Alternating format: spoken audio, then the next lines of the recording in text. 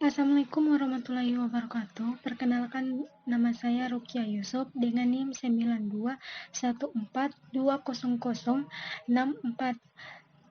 Saya akan membaca materi penentuan harga transfer mata kuliah perencanaan pajak.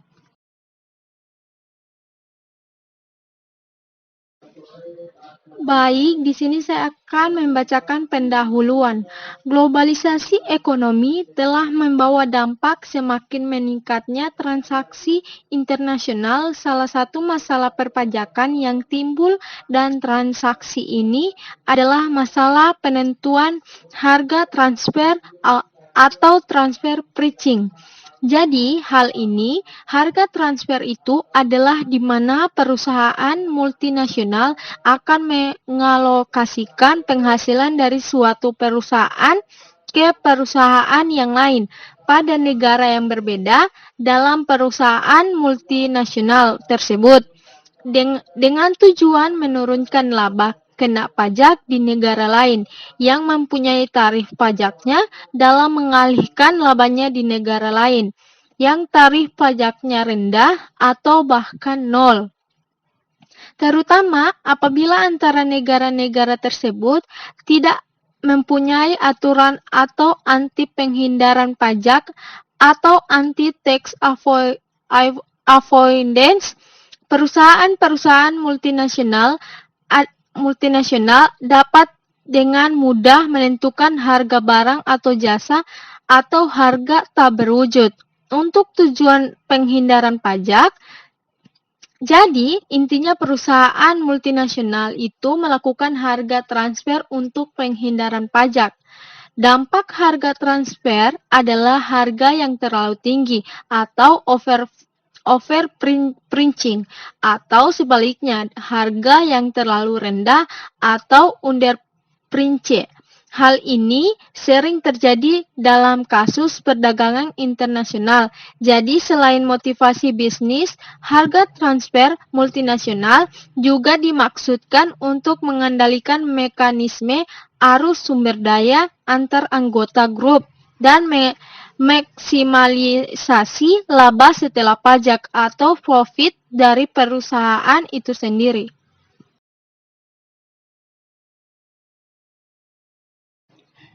Bagian pertama, perusahaan multinasional. Perusahaan multinasional memiliki 3 definisi yang dikemukakan oleh yang pertama, menurut Friedrich D.S. dan Gerhard G. Mueller, bahwa perusahaan multinasional adalah mentransfer teknologi ke seluruh dunia, meningkatkan modal di tempat yang paling murah, sering memproduksi di tempat yang paling murah, dan mengembangkan pasar dimanapun orang akan membeli produk dan jasanya. Dan menurut Dr. Randus Gunani, MSCAK, bahwa perusahaan multinasional adalah perusahaan yang beroperasi di berbagai negara dengan membuka cabang, mengorganisasi anak perusahaan, atau melakukan kontrak keagenan dan sebagainya. Dan menurut Christopher Nobes dan Robert Parker, bahwa perusahaan multinasional secara luas sebagai perusahaan yang menghasilkan barang atau jasa dalam 2 atau lebih.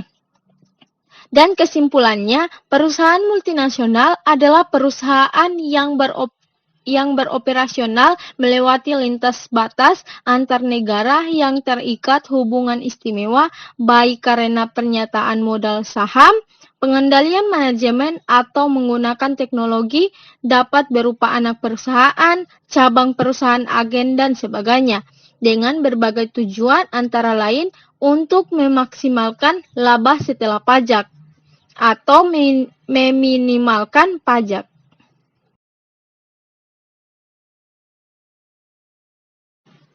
Dan yang kedua, hubungan istimewa. Hubungan istimewa terjadi antara perusahaan induk dengan anak perusahaannya, atau cabang-cabangnya, atau perwakilannya, ia berada dalam negeri maupun yang berada di luar negeri di Indonesia. Diatur dalam pasal 18 ayat 3 atau 3A dan juga ayat 14 Undang-Undang PP yang menyatakan sebagai berikut. Bagian pertama, ayat 3 menyatakan bahwa Dirjen Pajak berwenang menentukan kembali besarnya penghasilan dan pengurangan serta menentukan utang sebagai modal untuk menghitung besarnya penghasilan kena pajak bagi wajib pajak yang mempunyai hubungan istimewa dengan wajib pajak lainnya, sesuai dengan kewajaran dan kelaziman usaha yang tidak dipengaruhi oleh hubungan istimewa. Dan bagian kedua, ayat 3A mengatur Dirjen Pajak berwenang melakukan perjanjian dengan WP dan bekerja sama dengan otoritas pajak negara lain untuk menentukan harga transaksi antara pihak-pihak yang mempunyai hubungan istimewa sebagaimana dimaksud dalam ayat 4 berlaku selama suatu periode tertentu tersebut berakhir. Dan yang ketiga, ayat 4, hubungan istimewa dianggap apabila WP mempunyai pernyataan modal langsung atau tidak langsung paling rendah 25% pada web lain atau hubungan antara WIP dengan pernyataan paling rendah 20% pada dua atau lebih, demikian pula hubungan antara dua WP atau lebih.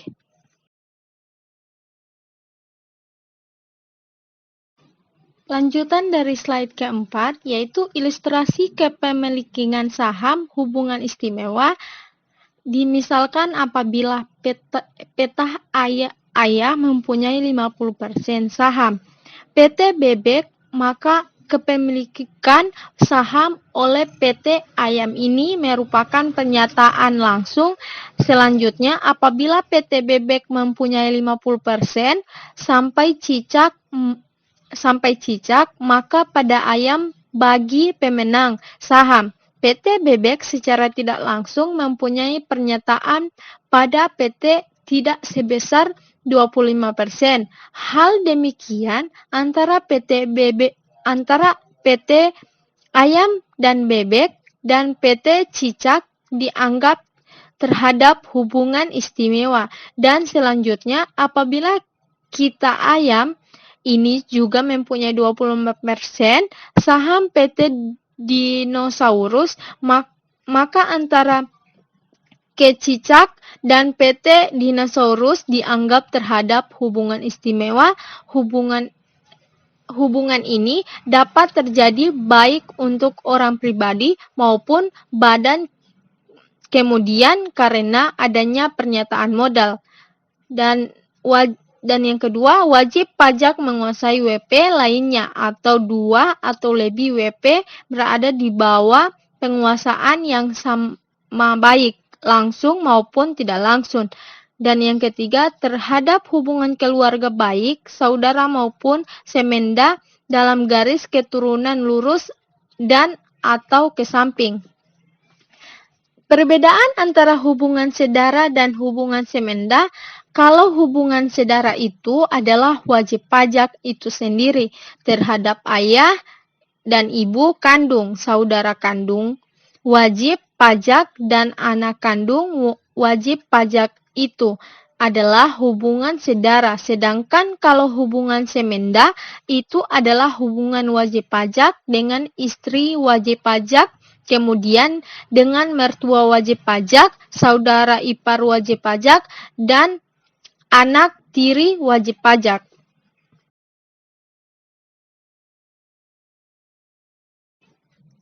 Dan bagian ketiga, harga transfer. Harga transfer adalah harga yang ditetapkan oleh perusahaan multinasional dengan maksud untuk mengalokasikan penghasilan dari mata perusahaan ke person lainnya pada negara yang berbeda dalam perusahaan multinasional tersebut dengan tujuan menurunkan laba kena pajak di negara yang mempunyai tarif tinggi dan mengalihkan labanya di negara lain yang tarif pajaknya rendah atau bahkan nol, sehingga hal ini akan memberikan dampak harga yang terlalu tinggi atau overprinting atau harga yang terlalu rendah atau underprinting. Cara melakukan harga transfer terbagi menjadi dua. Yang pertama, penghindaran pajak dengan cara yang legal atau tax avoidance. Dan yang kedua, pengelapan pajak dan masuk ranah perbuatan ilegal atau tax evasion. Penjelasannya yaitu tax avoidance merupakan suatu skema penghindaran pajak untuk tujuan meminimalkan beban pajak dengan memanfaatkan loophole atau ketentuan perpajakan suatu negara. Salah satu ahli yakni Justin C. Reddy. Dalam kasus EMC Dowell dan CO versus CTO di Amerika Serikat merumuskan tax avoidance sebagai seni menghindari pajak tanpa melanggar hukum. Pada dasar tax avoidance bersifat sah karena tidak melanggar ketentuan perpajakan apapun, namun praktik ini dapat berdampak pada penerimaan pajak negara karena itu tax avoidance berada di kawasan gray area antara tax compliance dan tax evasion.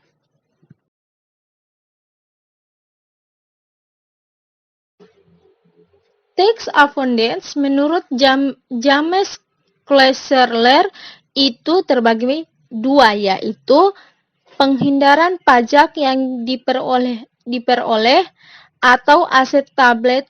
Tax avoidance dengan karakteristik memiliki tujuan yang baik, bukan untuk menghindari pajak dan tidak melakukan transaksi palsu. Dan yang kedua, penghindaran pajak yang diperbolehkan atau ACC tablet. Tax avoidance dengan karakteristik tidak memiliki tujuan yang baik untuk menghindari pajak dan menciptakan transaksi palsu. Namun, perlu diingat jika masing-masing negara memiliki pandangan berbeda terhadap peta ACC tablet, tax avoidance, dan NACC tablet, tax avoidance. Jadi, ketika melakukan transaksi di satu negara, praktek penghindaran pajak ini akan menyesuaikan dengan pengertian yang berlaku di. Contoh kasus tax avoidance, Dirjen Kemenkeu Suryo Utomo angkat bicara soal temuan tax avoidance atau penghindaran pajak yang diestimasi merugikan negara hingga 68,7 triliun rupiah per tahun.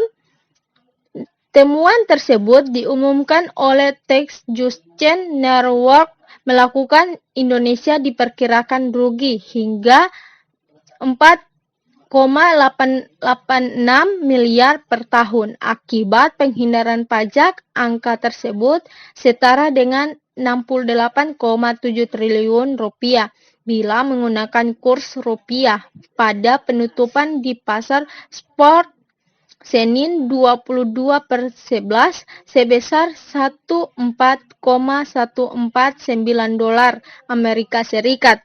Sementara untuk wajib pajak orang pribadi yang tergolong kaya menyembunyikan aset dan pendapat yang dilegislasi di luar negeri dan di luar.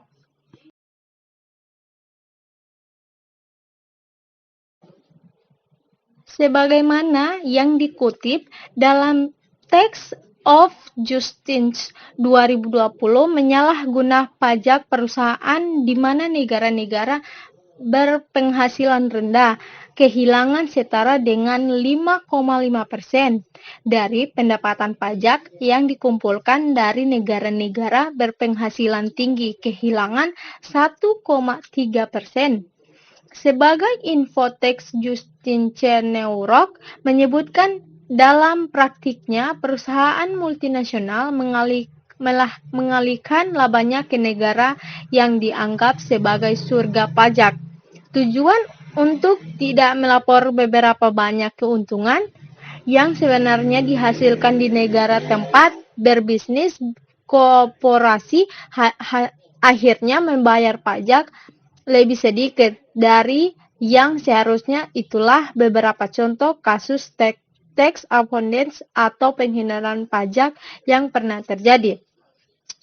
Tax evasion pada adagium kuno, tak seorang pun senang membayar pajak. Namun, semua sepakat bahwa pajak sangat penting dan bermanfaat bagi kepentingan publik. Publik apa yang disebut sukarela dalam perpajakan selalu berarti kesukarelaan yang timbul karena adanya paksaan oleh undang-undang dalam membayar pajak. Mengingat sifat naluriah, maka memahami konsep penerapan pajak atau tax evasion merupakan hal yang sangat terpenting.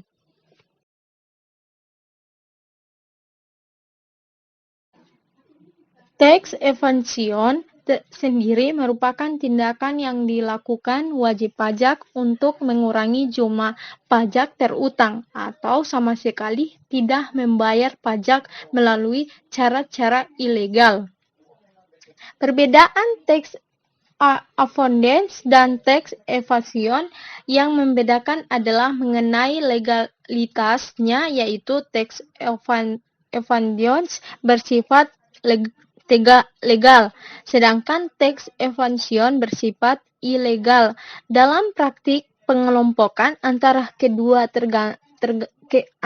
keduanya tergantung pada otoritas pajak di masing-masing negara. Dan pertamanya adalah sisi etis, keduanya sama ditentang dengan 1. Faktor-faktor tax evaluation. Yang pertama, tidak dapat memenuhi pengisian SPT tepat waktu. Dan yang kedua, tidak dapat memenuhi pelaporan penghasilan dan pengurangan dari SPT. 3. Tidak memenuhi kewajiban penyetorkan pajak. 4. Melakukan penyuapan terhadap aparat pajak dan sebagainya. Dalam keuangan, tarif pajak, keadaan inflasi, dan dalam ekonomi atau laba. Contoh kasus PT Asia Agri Group terungkap dugaan pengelapan pajak oleh PT Asia Agri Group bermula dari Vincentius Amin Sutanto sebagai guru finansial. Controller telah membobol brankas PT Abdi Bangsa Sporty Singapura senilai 3,1 juta dolar pada tahun 13 November 2006. Vincent sengaja datang ke KPK untuk membebaskan permasalahan keuangan PT AAG yang dilengkapi dengan sejumlah dokumen keuangan menjumlah produk minyak sawi mentah atau crude palm oil keluaran PT AAG ke perusahaan inflasi di luar negeri dengan harga di bawah pasar untuk kemudian dijual kembali ke pembelian real dengan harga tinggi. Telah diketahui bahwa perusahaan-perusahaan luar negeri yang menjadi rencana PT AAG sebagian adalah perusahaan fiktif. Lalu pembebanan ini ditindaklanjutin oleh KPK dengan menyerahkan permasalahan tersebut ke Dirjen Pajak karena permasalahannya terkait dengan perpajakan.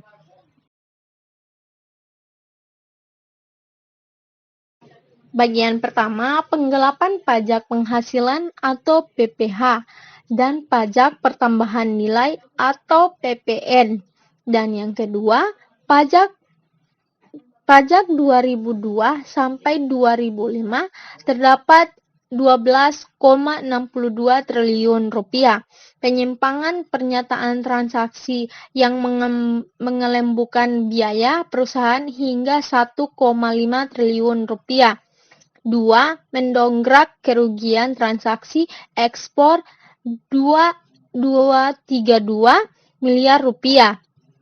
Dan yang ketiga, penghasilan hasil penjualan 889 miliar rupiah. 4. PT Asia Agri diduga telah menggelapkan pajak penghasilan untuk badan usaha senilai 2,6 triliun rupiah. Yang ketiga, hitungan terakhir menyebutkan penggelapan pajak itu juga berpotensi merugikan keuangan negara hingga 1,3 triliun rupiah. Penyelesaian kasus. Yang pertama, pasal 44 Undang-Undang Nomor 28 Tahun 2007 berpeluang out of court settlement bagi tindak pidana di bidang perpajakan yang mengatur bahwa atas permintaan Menteri Keuangan Jaksa Agung dapat menghentikan penyelidikan. Dan yang kedua, kasus berakhir atau case atau lawsuit wajib pajak yang telah melakukan kejahatan itu telah melunasi beban pajak serta sanksi administratif berupa denda 3 penyelesaian kasus tax evasion atau perlawanan aktif terhadap pajak oleh PT AAG terhadap tetap dapat diselesaikan di luar sidang pengadilan.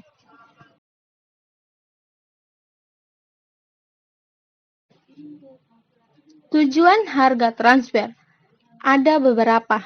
Yang pertama, menghasilkan penghasilan global, dan yang kedua, mengamankan posisi kompetitif anak atau cabang perusahaan dan penetrasi pasar. Yang ketiga, evaluasi kinerja anak atau cabang perusahaan mancanegara. Dan yang keempat, menghindarkan pengendalian devisa. Dan yang kelima, membina hubungan baik dengan administrasi. Dan yang keenam, mengatur arus kas anak atau cabang perusahaan memadai. 7. Mengurangi risiko moneter. 8. Mengontrol kredibilitas asosiasi. Dan yang kesembilan, mengurangi beban pengenaan pajak dan biaya masuk. Dan yang ke-10, mengurangi risiko pengambilan oleh pemerintah. Ada penentuan harga transfer. Ada 4. Yang pertama, berdasarkan biaya digunakan untuk transfer intercompany yang menggunakan konsep pusat bertanggung jawab. Biaya dilakukan oleh manajer karena konsep ini mencukup sederhana, menghemat sumber daya pada setiap tingkat aktivitas perusahaan. Dan yang kedua, berdasarkan harga pasar mampu mengukur kinerja divisi atau unit dalam satu grup perusahaan serta sekaligus dapat merefleksikan keuntungan setiap produk dan menstimulasi divisi untuk bekerja berbasis kompetensi. Dan yang ketiga, berdasarkan negosiasi, pengendalian keuntungan dan pemberian otoritas kepada unit dalam grup secara memadai menghendaki adanya transfer pricing berdasarkan negosiasi dengan asumsi antar divisi berada dalam posisi tawar-menawar. Dan yang keempat, berdasarkan arbitrasi dan berdasarkan interpretasi kedua divisi dan pada tingkat yang dianggap baik kepentingan perusahaan tanpa adanya memaksa oleh salah satu divisi mengenai keputusan akhir.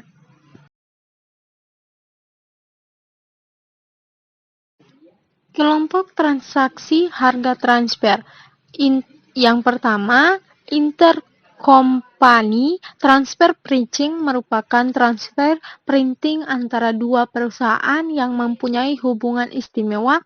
Perusahaan multinasional dapat memanfaatkan celah peraturan perpajakan untuk melakukan perencanaan pajak dengan melakukan transfer printing dengan memindahkan keuntungan yang didapatkan dalam perusahaan yang masih dalam satu grup di negara lain sehingga total pajak perusahaan multinasional menjadi rendah.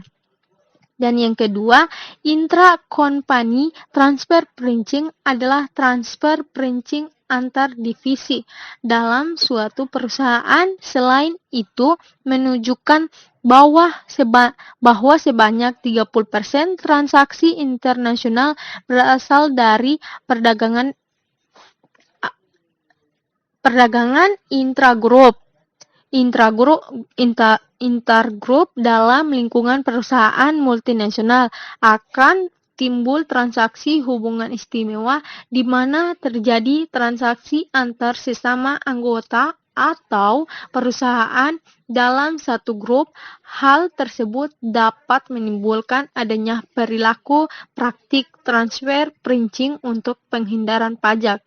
Karena dilakukan dengan pihak berrelasi, maka penetapan harga dapat terjadi secara tidak wajar dengan cara menarikan harga atau penurunan harga. Harga transfer berkaitan dengan teori agensi hubungan manajemen perusahaan agen dan pemegang saham prinsipal dalam teori keagenan. Percakapan memahami teori keagenan adalah teori akuntansi. Halo, saya Ibu Mei. Saya seorang pengusaha beras. Karena kesibukan saya tidak dapat mengelola toko saya. Maka Tuhan Henny yang berada di sebelah saya akan membantu saya. Tuhan hanya bertindak sebagai agen dari pemilik beras. Tuhan Hendy mempunyai kewenangan mengelola toko beras. Tuhan Hendy akan mendapatkan gaji dari hasil kerjasamanya. Maka dari itu Tuan Hendy yang bertanggung jawab kepada saya.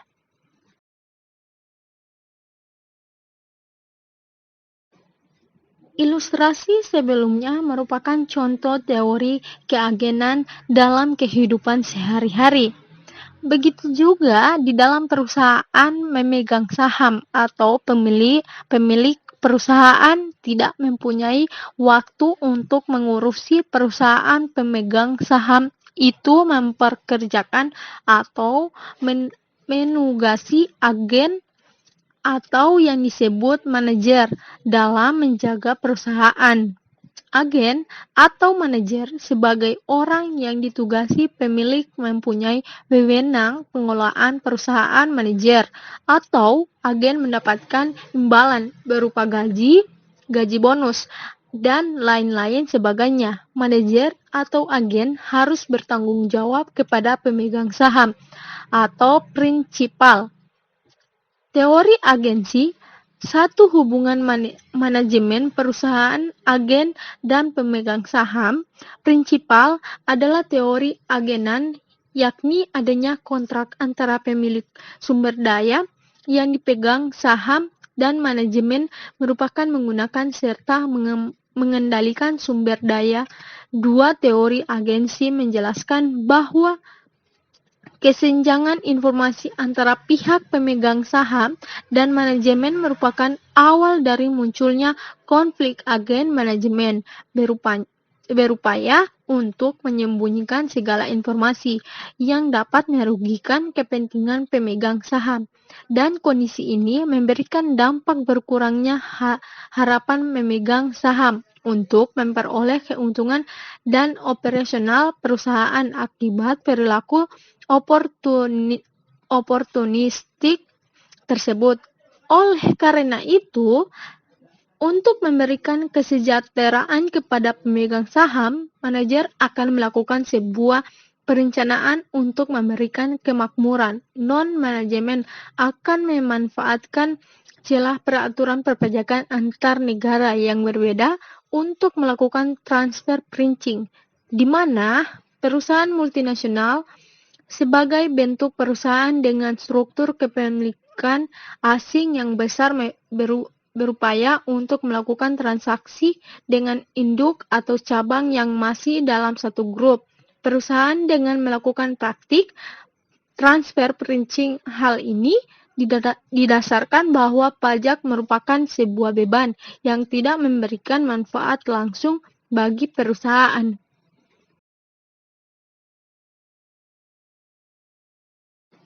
Bagian keempat, isu-isu internasional dalam harga transfer.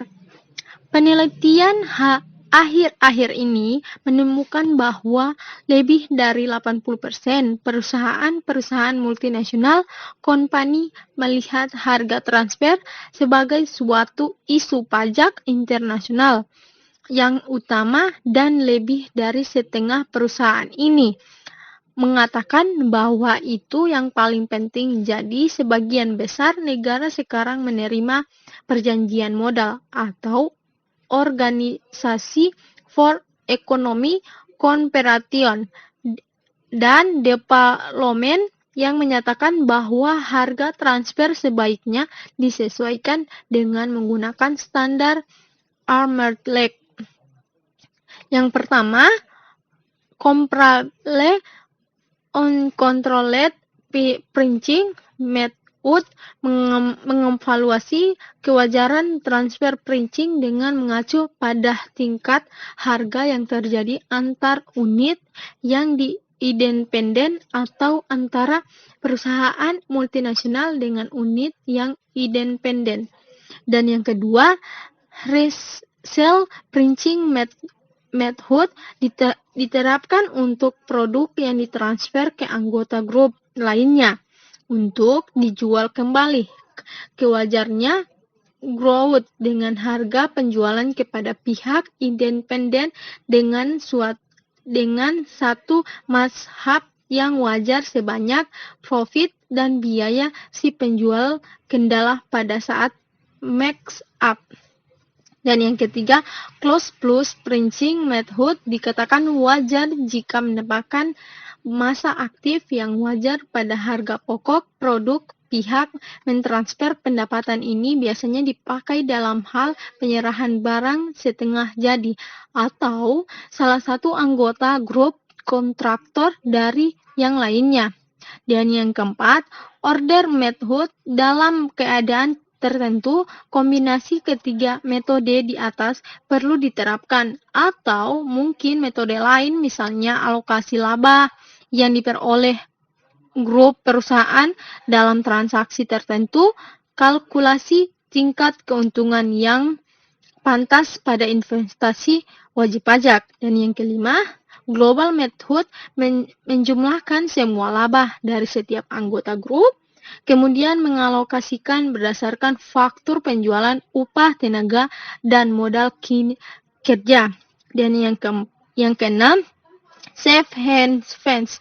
Pendekatan ini dilakukan dengan menyusun suatu batas toleransi interval harga.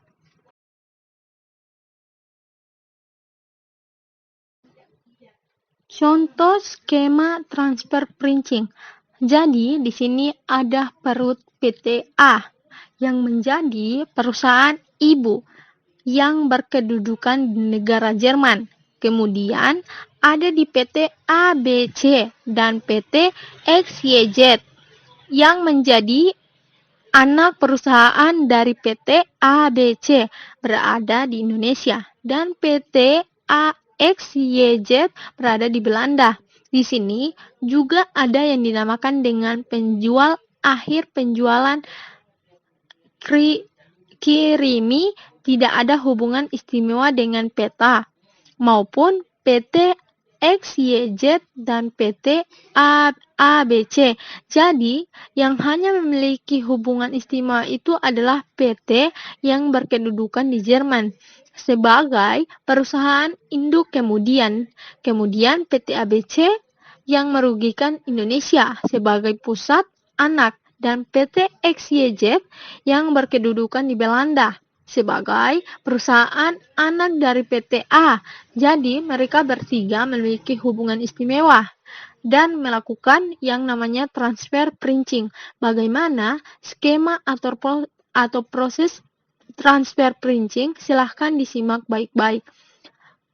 Keterangan yang pertama, PT ABC membeli barang ke PT A atau induk.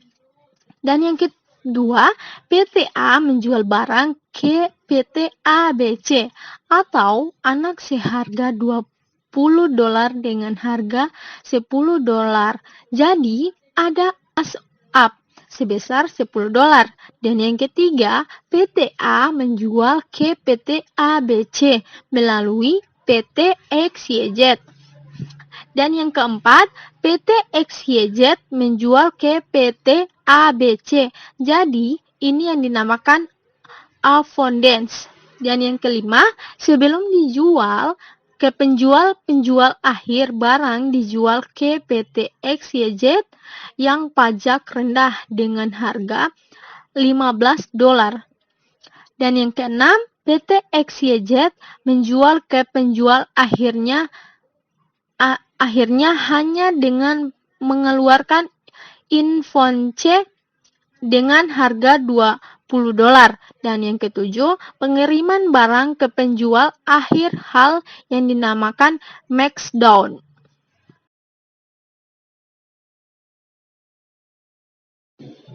Dan bagian kelima, perusahaan multinasional dan aspek pajaknya. Perusahaan multinasional yang beroperasi di Indonesia dalam artian perusahaan-perusahaan multinasional di Indonesia yang mempunyai unit anak perusahaan cabang atau perwakilan di luar negeri, maupun perusahaan-perusahaan multinasional di luar negeri yang mempunyai unik di Indonesia.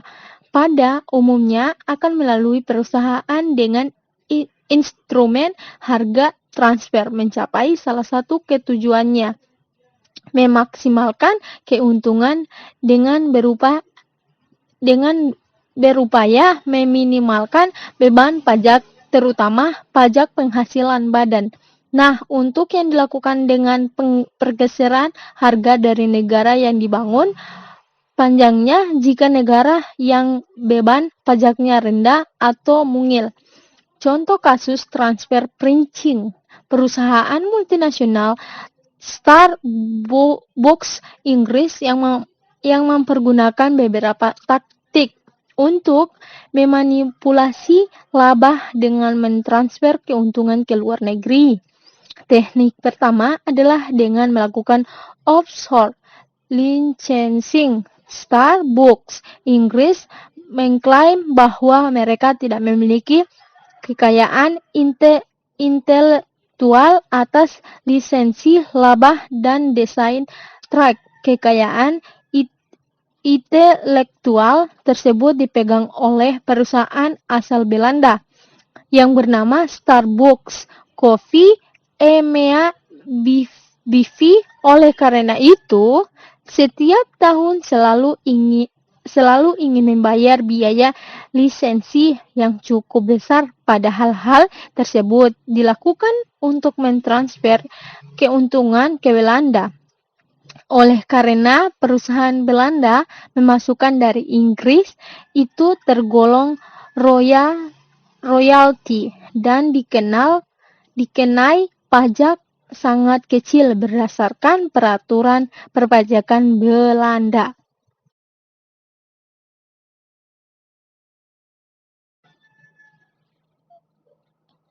Taktik yang kedua yang dilakukan Starbucks berkaitan dengan pembelian kopi Starbucks Inggris. Membeli biji kopi dari unit Starbucks yang berkedudukan di Swiss. Oleh karena itu, secara bahasa Inggris mengeluarkan biaya pembelian untuk biji kopi tersebut. Padahal sesungguhnya apa yang telah dilakukan soal bahasa Inggris tersebut dikategorikan sebagai penjual komoditas, di mana berdasarkan peraturan pajak Swiss hanya dikenai tarif 2%.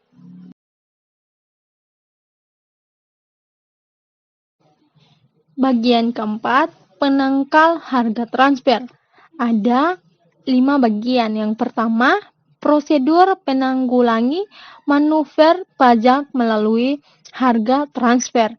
Dan yang kedua, menyingkap praktik bisnis interkompani. Hal ini biasanya diminta kepada web asosiasi informasi ini dilampirkan dalam SPT tahunan.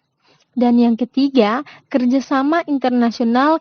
Kerja ini dapat ditempuh dengan pencitraan akan diinformasi audit secara simultan atau memanjangkan secara terpadu. Dan yang keempat, harmonisasi memajakan internasional UV meniadakan disparitas beban pajak sangat ideal, tapi sulit diaktualisasikan karena setiap pemegang yuridis memajakan kecenderung nomor satukan kepentingan nasionalnya. Dan yang kelima, avoidance printing argument.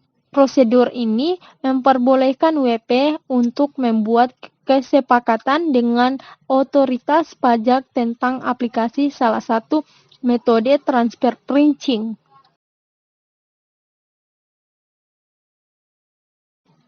Dan yang ketujuh, perlakuan harga transfer di Indonesia. Harga printing bisa terjadi antar wajib pajak dalam negeri. Perkembangan dunia usaha semakin cepat, yang seringkali bersifat internal dan diperkenankan produk dan metode usaha baru yang semula belum dikenal dalam bidang usaha. Misalnya, dalam bidang keuangan perbankan, maka bentuk dan variasi yang harga transfer menjadi tidak terbatas. Harga transfer dapat terjadi baik antar wajib pajak dalam negeri maupun antar wajib pajak dalam negeri dengan pihak luar negeri, terutama yang berkedudukan tahafal countries atau negara dengan beban pajak rendah terhadap transaksi antar wajib pajak yang mempunyai hubungan istimewa keperpajakan yang menganut asas material. Dari hubungan istimewa mengakibatkan kekurangan wajar biaya atau imbalan lain yang direalisasikan dalam suatu transaksi usaha. Kekurang-ajaran tersebut antara lain, yang pertama, harga penjualan, dan yang kedua, harga pembelian. Yang ketiga, alokasi pembiayaan administrasi dan umum. Dan yang keempat, pembebanan bunga atas pemberian pinjaman oleh pemegang saham, pembayaran komisi, lisensi, franchise, sewa, royalti, atau imbalan jasa manajemen, imbalan jasa teknik, dan imbalan jasa lainnya.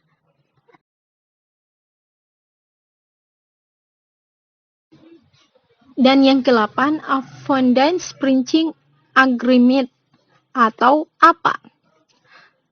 APA adalah suatu kesepakatan mengenai penentuan harga transaksi yang terjadi antara dua perusahaan yang mempunyai hubungan istimewa dengan cara menetapkan satu kriteria yang sesuai untuk periode waktu tertentu. Satu transaksi yang dimaksud adalah transaksi yang terjadi antara perusahaan yang mempunyai hubungan istimewa dalam sebuah perusahaan multinasional. Kesepakatan yang dibuat APA terjadi WP dengan otoritas pajak bisa terjadi dengan satu otoritas pajak dan juga dengan dua otoritas pajak dari negara yang berbeda. Dan yang kedua, Apabila apa dilakukan antara WP dengan otoritas pajak dalam satu negara disebut lateral apa. Dan yang ketiga, apabila apa dibuat oleh wajib pajak dengan dua atau lebih otoritas pajak dari negara berbeda, maka disebut multilar apa. Dan yang berikut, manfaat Avoidance Printing Agreement atau apa? Terbagi 4. 1. Memberikan kepastian kepada WP atas semua perhitungan mengenai harga transaksi dengan menggunakan metode yang disetujui. Dan yang kedua, memberikan kepastian terhadap kegiatan WBP, termasuk kepastian mengenai kewajiban pajak yang berkaitan dengan transfer printing. Dan yang ketiga, mengurangi biaya dan waktu pada saat audit karena secara periode apa berlaku harga transaksi yang telah disepakati oleh WP dan otoritas pajak. Dan yang keempat, dapat mencegah praktik transfer printing yang tidak benar dan semata-matanya hanya untuk menghindari pajak.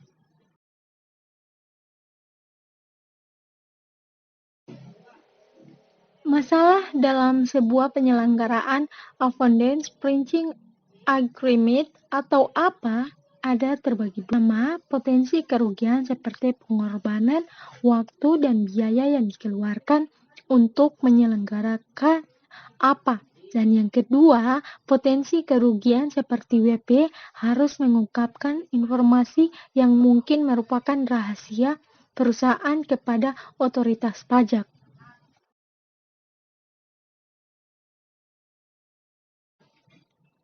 Sekian dari saya, mohon maaf bila ada tutur kata yang salah. Wabillahi taufiq walhidayah. Wassalamualaikum warahmatullahi wabarakatuh.